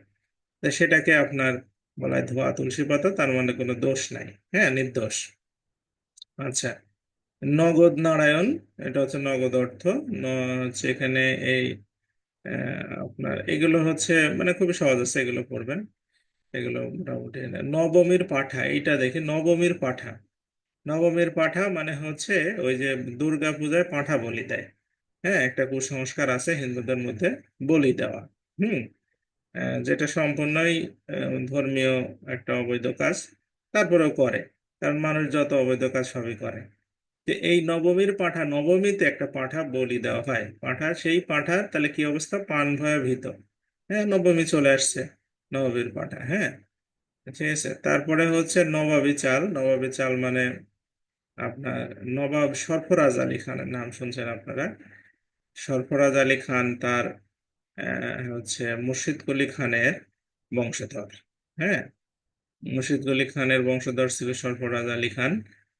এই ভদ্রলোক কিন্তু, তার মুর্শিদ কুলি খান অনেক জ্ঞানী মানুষ ছিল, তার মানে উত্তরাধিকার সূত্রে যেগুলো পেয়েছিল সব মানে এই বিলাসিতা করে নষ্ট করে ফেলছে। হ্যাঁ, সরফরাজি চাল নামে একটা প্রবাদ বাক্য আমাদের প্রচলিত আছে। তো এই স- সেখান থেকে আমাদের নবাবী চাল মূলত, যে তারা কিন্তু নবাব ছিল। হ্যাঁ, অর্থ সম্পদ অপচয় করে শেষ করছে। আচ্ছা, এগুলো মোটামুটি আছে। আপনার হচ্ছে হুম, নিজের চরকায় তেল দিয়ে এগুলো পড়লেই পারবেন, হ্যাঁ। এগুলো তো আলোচনা নেই, মামা আছে কানা মামা ভালো। হুম। কিছু না থাকার চেয়ে কিছু থাকা ভালো। আচ্ছা, এখানে আছে পঞ্চত্ব প্রাপ্তি। পঞ্চত্ব প্রাপ্তি মানে মানুষের যে পঞ্চ ইন্দ্রিয় আছে সেগুলো যখন মানে মুক্তি পায় তখন সেটাকে বলে পঞ্চত্ব প্রাপ্তি, হ্যাঁ। আর এই যে পটের বিবি মানে খুব সেজে গুজে থাকা, পত্রপাঠ, এটা খুবই ইম্পর্টেন্ট। হ্যাঁ, খুবই ইম্পর্টেন্ট, এটা আসে পত্রপাঠ চলে আসবে মানে কি, পত্র পড়ার সঙ্গে সঙ্গে মানে ইনস্ট্যান্ট, মানে তৎক্ষণাৎ, ঠিক আছে। আচ্ছা, পরশুরামের কুঠার, এটাও ইম্পর্টেন্ট। পরশুরাম ছিল হচ্ছে হিন্দুদের একটা অবতার। যমদগ্নি মুনি নামে একজন হচ্ছে মুনি ছিল। এই যমদগ্নি মুনির হচ্ছে আহ, আপনার ইয়ে ছিল, কি বলে, সন্তান হচ্ছে পরশুরাম। তো এই পরশুরাম হচ্ছে এই তার বাবার আদেশে তার মাকে হত্যা করেছিল। ঠিক আছে। আহ, এই হচ্ছে তার হাতের কুঠার দিয়ে মাকে হত্যা করেছিল। তারপরে এই তার এই কুঠারটা হাতের সাথে আটকে গেছিল এই মাতৃ হত্যার কারণে। হ্যাঁ, তো পরবর্তীতে অবশ্য সে মুক্তি পায়, কিন্তু একটা অকারেন্সের কারণে তার মার নামে কলঙ্ক আসে, এবং সেই কলঙ্ক যায় হচ্ছে ক্ষত্রিয়দের উপরে। ক্ষত্রিয় একটা জাতি আছে, এবং তখন থেকে ক্ষত্রিয়দের সে হত্যা করা শুরু করে। হ্যাঁ, এবং হচ্ছে এই পরশুরামের কুঠার মানে সবাইকে হত্যা করে ফেলে। হ্যাঁ, সর্বসংহারক করেছি, মোগলের হাতে খানা খেতে হবে সাথে। মোগল মানে কারা, ওই যে আপনার মোগলদের খাদ্যাভ্যাস তো দেখছেন, পরোটা মোগলদের খাবার, মোগলাই মোগলদের খাবার, তারপরে বিরিয়ানি মোগলদের খাবার, পোলাও মোগলদের খাবার, ঠিক আছে। তারপরে ফিরনি, এটা মোগলদের খাবার, সেমাই, এগুলো কিন্তু বাঙালিরা আগে খেত না, আগে জানতোই না যেগুলো খাবার আছে দুনিয়ায়। এগুলো হচ্ছে মোগলরা নিয়ে আসছে। হ্যাঁ, এই যে ভাতের মধ্যে যে মাংস মেশাই যে সুন্দর করে খাওয়া যায়, বা জিলাপি, জিলাপি জিলাপি সম্রাট বাবর খেত। ঠিক আছে। তো এই যে একটা খাবারের যে প্যাটার্ন, হ্যাঁ, এগুলো কিন্তু মোগলদের কাছ থেকে আসছে। তো এই পড়েছি মোগলের হাতে খানা খেতে হবে কি সাথে। মোগলরা কিন্তু আপনার খুবই অতিথি প্রিয় ছিল। সম্রাট আকবরের নাম আপনারা ইতিহাস পড়লে জানতে পারবেন। হ্যাঁ, তার দরবারে কেউ না খেয়ে যাইতো না আর কি, তো খানা খেতে হবে সাথে, কোনো কাজ ছাড়া উপায় নাই। পরের ধনে পোদ্দারি। এই পোদ্দারি বুঝেন নাকি কেউ? এখানে যে 10 জন আছেন, পোদ্দার কেউ আছেন নাকি? পরের ধনে পোদ্দারি। হুম। পোদ্দার কি জিনিস? রমেয়ার বলতেছে কি, বিজনেস নাকি? না, পোদ্দার হচ্ছে আপনার ওই যে শয়ন বলছে জুয়েলারি। জুয়েলারি মোটামুটি হয়, মানে না, তাও হয় না, মানে পোদ্দারের, পোদ্দার শব্দটা হচ্ছে আপনার ফার্সি শব্দ একবার, মানে যখন মোগলরা ভারতবর্ষে মানে আসলো তখন কিন্তু তারা রাজভাষা ছিল ফার্সি। তো সেখানে ফার্সিতে আপনারা জানেন যে আছে, নাই। হ্যাঁ, হচ্ছে মানে হচ্ছে যেমন কুমিল্লার মানুষ বলে প্রকল্পকে বলে প্রকল্প, ঠিক আছে এরকম। তো ওই ওরা কিন্তু প দিয়ে কিছু বলতে পারে না, মানে ফার্সিতে ওরা কিন্তু ফ ফ দিয়ে বলে। তা আগে ছিল যে ফোদ্দার, হুম, সেটা হয়ে গেছে আমাদের বাংলায় এসে হয়ে গেছে পোদ্দার, ঠিক আছে। এটার মানে ক্যাশিয়ার, সোজা বাংলা কথা ক্যাশিয়ার মানে যে টাকা পয়সা আপনার হিসাব রাখে। হ্যাঁ, যে মুঘলদের যারা টাকা পয়সার হিসাব রাখতো তাদেরকে বলা হতো হচ্ছে ফোদ্দার, যেটা বাংলা শব্দ হচ্ছে পোদ্দার। তো এই দেখুন এখন পোদ্দার টাইটেল আছে, মানে বংশীয় ভাবে আমরা মানুষের প্রশংসাতে ভাসিত, যেমন তালুকদার। তালুক মানে কি, জমির একটা নির্দিষ্ট অংশকে বলা হয় তালুক। হ্যাঁ, তো এর দ্বারা তালুকদার, ঠিক আছে, দফাদার।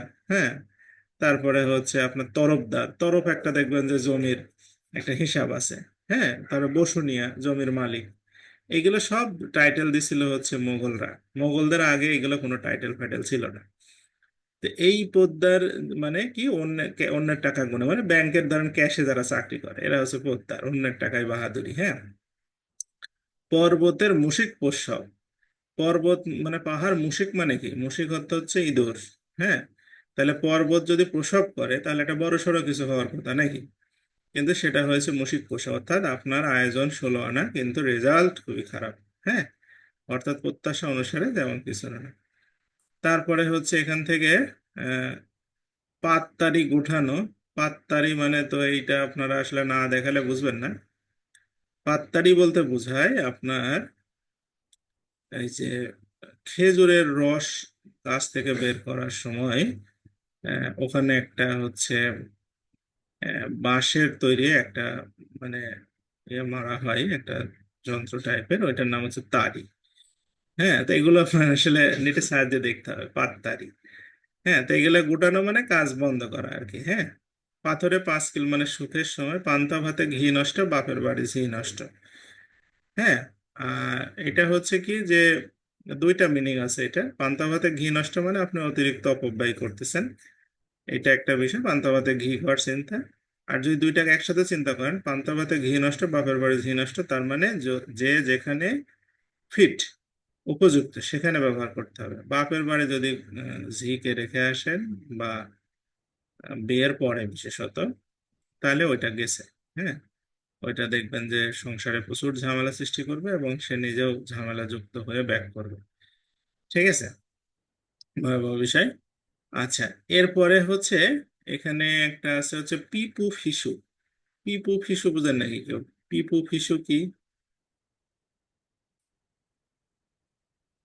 কেউ কি জেগে আছে না সব ঘুমাই টুমাই গেছে? আকলিমা কি জেগে আছেন না হ্যাঁ, কি বলছে নোমের, কি বলছে, পিঠ পুড়ে যায় ফিরে শোয়া। হ্যাঁ, রাইট। পিপু ফিসু। পিপু ফিসু মানে হচ্ছে, মানে এই পিতে হচ্ছে পিঠ, পুতে পুড়ে, আর ফিতে ফিরে, আর শুতে শোয়া। মানে হচ্ছে আপনার ওই যে হচ্ছে আহ, 3 অলস ঘুমাচ্ছিল, ঘরে আগুন দেওয়া হয়েছে। তো যে একটু কম অলস তারা হচ্ছে আ- ঘুম থেকে জেগে উঠছে, একজনকে জিজ্ঞেস করতেছে যে আসলে আগুন ধরে গেছে, খুব গরম লাগতেছে, এতে কি করা যায়। তো সে তখন বলছে যে পিঠ পুড়ে যায় ফিরে শো। হ্যাঁ, এইটাও সে এত অলস যে সংক্ষেপে বলছে যে পিঠ পুড়ে যায় ফিরে শোয়া। এটা পিপু ফিসু, মানে এতটাই অলস, মানে নিতান্তই অলস। হ্যাঁ, আচ্ছা, তারপরে পুঁটি মাছের পান মানে তো জানেন ক্ষীণজীবী।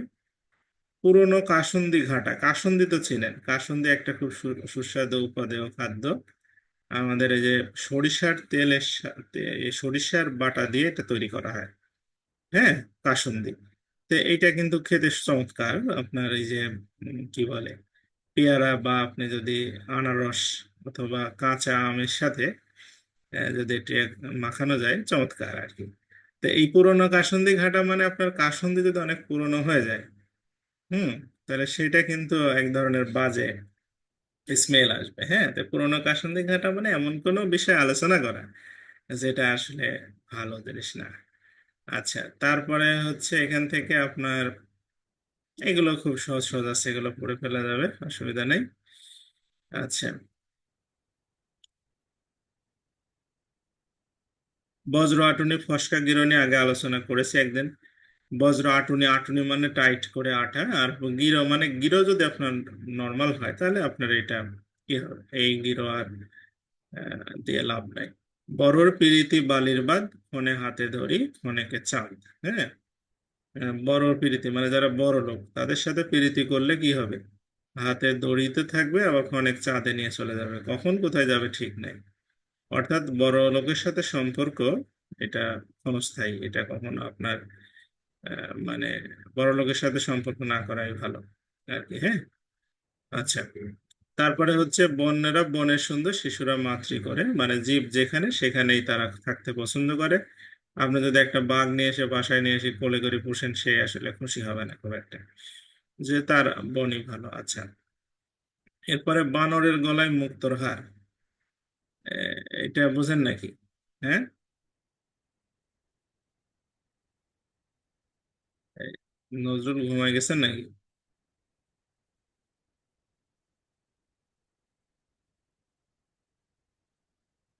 নাই, ঘুমাই টুমাই, স্যার। হ্যাঁ ঘুমায় গেছেন। না স্যার। ওই যে বানরের গলায় কি, বানরের গলায় মুক্তোর হার এর মানে কি? বুঝলেন? স্যার বলতে পারতেছি না। বললাম বানরের গলায় যে মুক্তোর হাত দেয় না, জি স্যার। এটা কি, এটা জিনিসটা কি? বানর হচ্ছে মানে এগুলা মিথ থেকে আসছে তো সবই, মানে ইন্টারেস্টিং বিষয়। রামায়ণে হচ্ছে রামের ভক্ত ছিল হচ্ছে হনুমান। হনুমানকেই মূলত আমরা বানর হিসাবে এই জায়গাতে বুঝতেছি। তে আপনার যখন হচ্ছে আপনার সীতা উদ্ধার করা হলো, তখন তো হনুমানের একটা বিশাল কন্ট্রিবিউশন ছিল সেখানে। হ্যাঁ, তো যাই হোক, তারপরে সীতা তাকে একটা আহ, মুক্তার হার উপহার দিয়েছিল, সেই মুক্তার হারটা সে কি করেছে, দাঁত দিয়ে কেটে কেটে সে ফেলাই দিয়েছে। তো তখন সবাই বানরকে ভৎসনা করতে লাগলো যে আসলে এটা তো আহ, হচ্ছে এটার মূল্য তুমি কি বুঝবে, তুমি তো বানর আসলে। হ্যাঁ, তো বানর আসলে ব্যাপারটা সেখানে বোঝাতে চাচ্ছিল যে আহ, আপনার যে মালায় আসলে মানে শুধু মালা আমার কাছে কোনো মূল্যবান না, যে মালায় রাম সীতার নাম লেখা নাই সে মালা থাকা না থাকা সমান। এই জন্য হচ্ছে বানরের গলায় মুক্তোর হার মানে হচ্ছে যে যোগ্য না তাকে কিছু দেওয়া। এটা আমাদের তখন থেকে চলে আসছে, বাট ওর কথার পিছনে যে যুক্তি সেটাতে কিন্তু ভালো কিছুই বোঝায়। আচ্ছা, বিড়াল তপস্যা, এটা খুব ইম্পর্টেন্ট, যে আজকে একটা পরীক্ষা আসছে দেখলাম। ভণ্ড সাধু। হুম, বিড়াল কখনো তপস্বী হতে পারবে না, কারণ তপস্বী হলে কি করতে হবে, মাছ খাওয়া বাদ দিতে হবে, আর বিড়াল এটা পারবে না।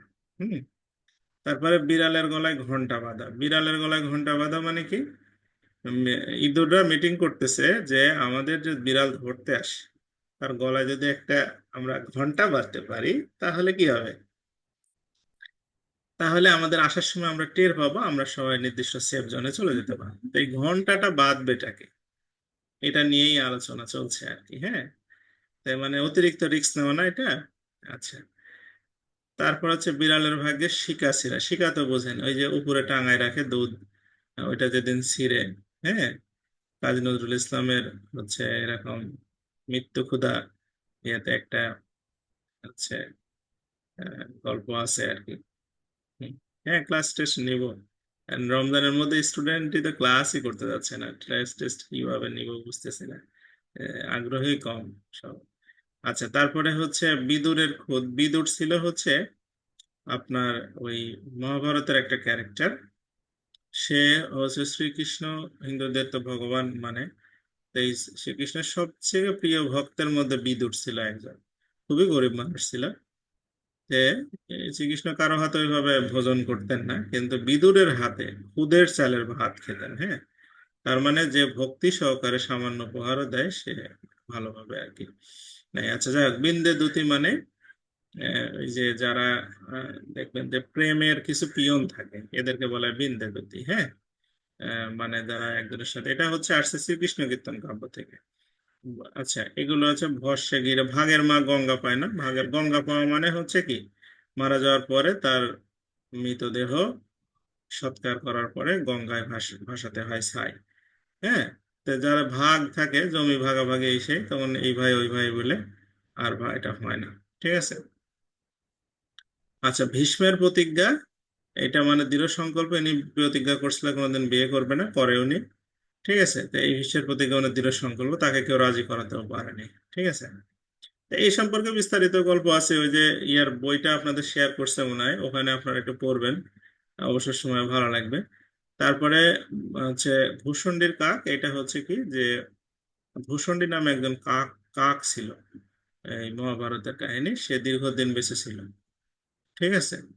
আহ, সেই আর কি, এই জন্য দীর্ঘায়ু ব্যক্তি বলা হয়। তো যাই হোক, এগুলো আজকে পড়েন নাকি? আমি কালকে এই যে জেনারেল নলেজটা, আন্তঃসরকারি যে ইন্টার গভর্নমেন্টাল যে অর্গানাইজেশন গুলো আছে, এগুলো একটু দেখাবো, আর মান নির্ণয়ের অঙ্কগুলো করাবো, মানে এই শীটটাতে, তাহলে মানে শেষ হয়ে যাবে। হ্যাঁ, আগামীকাল, আগামী পরশু দিনের ক্লাসে এটা অলমোস্ট দেখি কতটুকু করা যায়। হ্যাঁ, নোমের বলেন। হ্যাঁ, ওই যে একটা কথা বলা ছিল, সেটা হচ্ছে আমাদের তো মানে কিছু কিছু জায়গা থেকে কোশ্চেন বেশি হয় স্যার।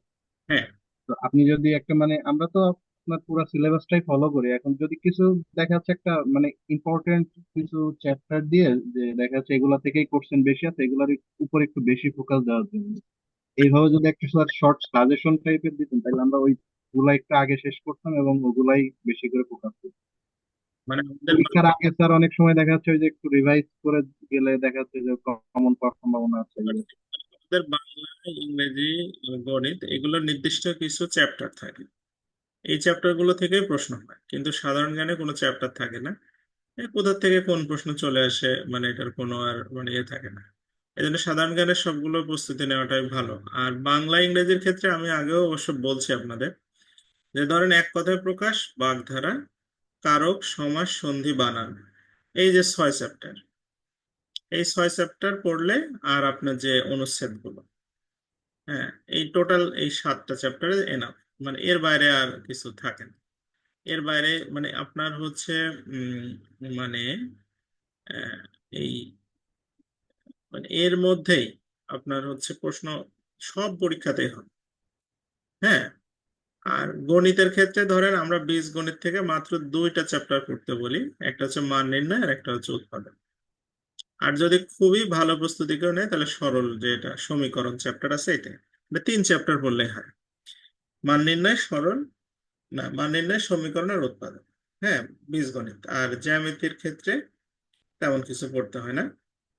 ওই খালি কোণ টোন গুলো জানলে হয়, আর পরিমিতি সবই পড়তে হয়, পরিমিতি থেকে প্রশ্ন প্রতিবারই হয়। আচ্ছা, পাটিগণিতে আপনি এসে শুধু হচ্ছে শতকরা, লাভ ক্ষতি, সুদ কষা, হ্যাঁ, এই 3টা চ্যাপ্টার বেশি ইম্পর্টেন্ট। তারপরে আপনার হচ্ছে ওই যে সময় কাজ আছে, এটা একটু ইম্পর্টেন্ট আছে ভালোই। তারপরে আপনার অনুপাতের অল্প কয়েকটা অঙ্ক করতে হয়। আর আপনার হচ্ছে মানে ওই যে ইয়েটা যেটা আছে, ট্রেন আছে, নৌকা আছে, তো এগুলোর থেকে অল্প অল্প আসে অনেক সময়, মানে খুবই কম আসে। বুঝতে পারছেন? মানে ওই মূল চ্যাপ্টারই হচ্ছে আপনার আহ, এই শতকরা, লাভ ক্ষতি, সুদ কষা, এই 3টা হচ্ছে একদম মেজর। তারপর এক সময় কাজ, আর হচ্ছে আপনার হচ্ছে ঐকিক নিয়মের 2-একটা আসে। হ্যাঁ, মানে এগুলো হচ্ছে মেজর। আচ্ছা, আমি ওই যে ইয়ার একটা বই রেডি করছি হেলথের জন্য। হেলথের জন্য ঠিক না, মানে ওই বইটা আমি সব চাকরির জন্য রেডি করছি, জাস্ট হেলথের জন্য কিছু এক্সট্রা যেগুলো দরকার ওইগুলো অ্যাড করা আছে। ওই বইটা আপনাদের আমি গ্রুপে শেয়ার করে দেবো। ওখানে প্রত্যেকটা চ্যাপ্টারের কিছু বাছাই করা প্রশ্ন আছে। হ্যাঁ, মানে এই আমি গণিতে, ইংরেজি সবগুলো বাছাই করা যেগুলো, ওগুলো একটু দেখলেই হবে। হ্যাঁ, আমি ওটা শেয়ার করে দেবো না। ঠিক আছে। আর ইংলিশের ক্ষেত্রে ট্রান্সলেশন ইডিয়ম ফ্রেজটা রেগুলার পড়বেন, প্রিপজিশন আর আর্টিকেলটা রেগুলার পড়বেন প্রতিদিন। হ্যাঁ, ইডিয়ম ফ্রেজ রেগুলার পড়বেন প্রতিদিন। ইডিয়ম ফ্রেজ থেকে প্রশ্ন হবে, ট্রান্সলেশন থেকে প্রশ্ন হবে, প্যারাগ্রাফ এটা দু একটা আসে, অনেক সময় আসে না। আর আপনার ট্রান্সলেশন থেকে প্রিপজিশন আর্টিকেল এগুলো থেকে প্রশ্ন হবেই, এর কোনো বিকল্প নেই। প্রায় আর ভয়েস থেকে হয় অনেক সময়, তো ভয়েসটা মানে এখন দেখছি ভয়েস থেকে আবার খুব কম আসতেছে। তো যাক, এই 4-5টা করে 5 চ্যাপ্টার 6 চ্যাপ্টারই প্রত্যেকটা ইয়ার মানে মূল জায়গা। এগুলো আপনি যদি বারবার রিভিশন করেন তাহলে আয়ত্তের মধ্যে থাকবে। যেমন প্রিপজিশন আর্টিকেল থেকে আপনার এমন কোনো পরীক্ষা নাই যে আজ পর্যন্ত প্রশ্ন আসেনি। ট্রান্সলেশন সব পরীক্ষাতে আসছে। হ্যাঁ, ইডিয়ম ফ্রেজ সব পরীক্ষাতে আসছে। তার মানে এই 4 চ্যাপ্টার আপনার মাস্ট, এটার কোনো বিকল্প নেই। হ্যাঁ, তারপরে আপনি ভয়েসটা যদি ভালো করে আয়ত্ত করতে পারেন তাহলে ইংলিশ অলমোস্ট মানে কমপ্লিট হয়ে যাবে, এই আর কি। হ্যাঁ, এগুলো বারবার পড়তে মানে আপনার পড়ার রুটিনে এগুলো রাখতে হবে রেগুলার। বুঝতে পারছেন? এই কয়েকটা চ্যাপ্টার মাস্ট রাখতে হবে, তারপরে আপনি অন্যগুলো দেখতে পারেন। হ্যাঁ।